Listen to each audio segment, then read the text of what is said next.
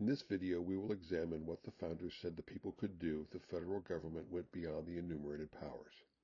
We, the people, possessing all power, form a government. What if we should be mistaken? We will assemble in convention. Wholly recall our delegated powers or reform them so as to prevent such abuse. And punish those servants who have perverted powers designed for our happiness to their own emolument. What does this mean?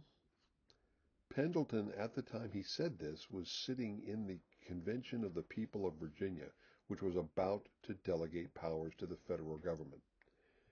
If it turns out that they had been mistaken in that judgment, then he said that they would assemble in convention, which was the exact same body he was in now, maybe with different delegates after an election, recall the powers, and then punish their servants.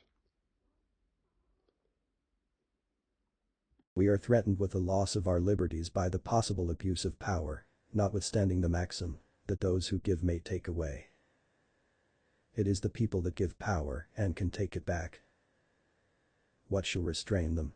Hey are the masters who give it, and of whom their servants hold it. So what is Marshall saying here? It is the peoples in their several state conventions who had delegated powers, and it was the peoples of the several state conventions who could take them back again. In England, in all disputes between the king and people, recurrence is had to the enumerated rights of the people to determine. Are the rights in dispute secured?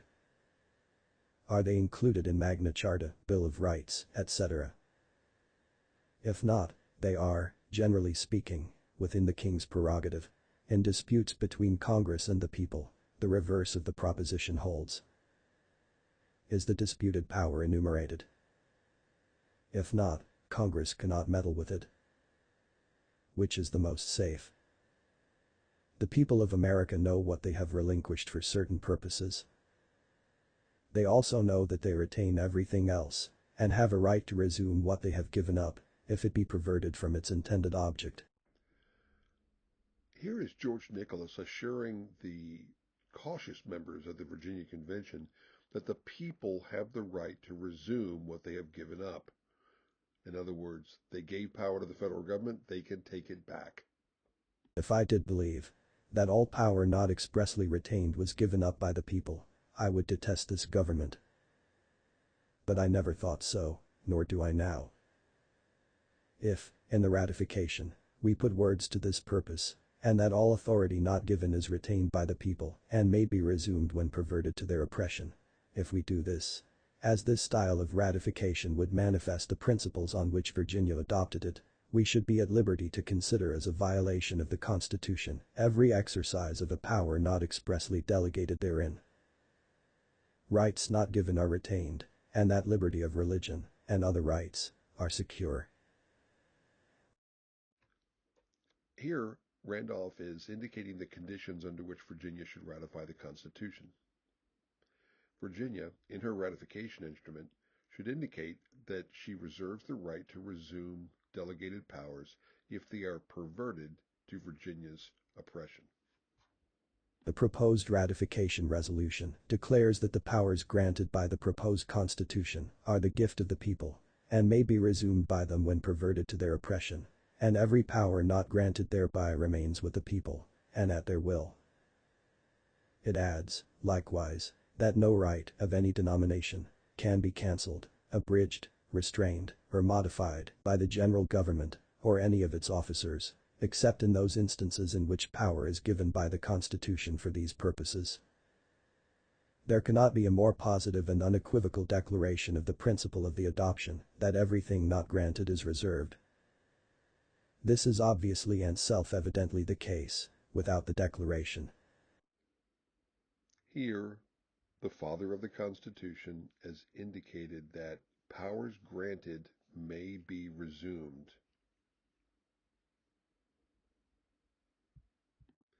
Here, George Wythe, the famous Virginia jurist, proposed the wording of a resolution by which Virginia could ratify the Constitution.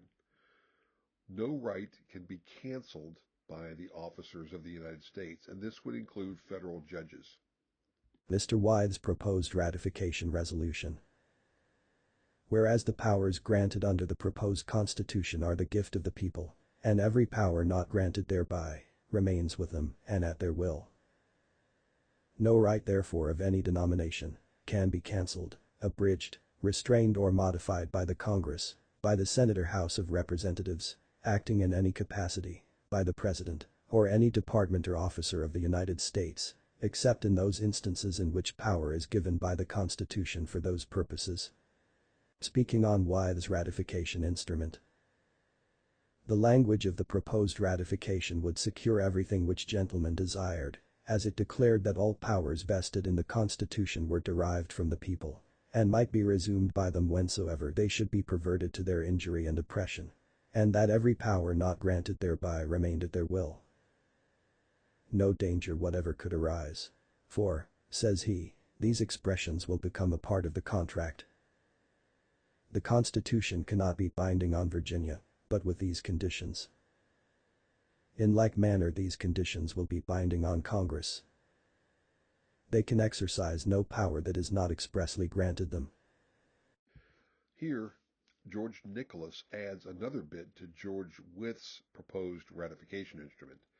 The people may resume the powers delegated to the federal government whenever they are perverted to their injury or oppression. This, in fact, is what Virginia eventually adopted. The powers granted under the Constitution, being derived from the people of the United States, may be resumed by them whensoever the same shall be perverted to their injury or oppression, and that every power, not granted thereby, remains with them, and at their will. That, therefore, no right, of any denomination, can be cancelled, abridged, restrained, or modified, by the Congress, by the Senate or House of Representatives, acting in any capacity, by the President, or any department or officer of the United States, except in those instances in which power is given by the Constitution for those purposes.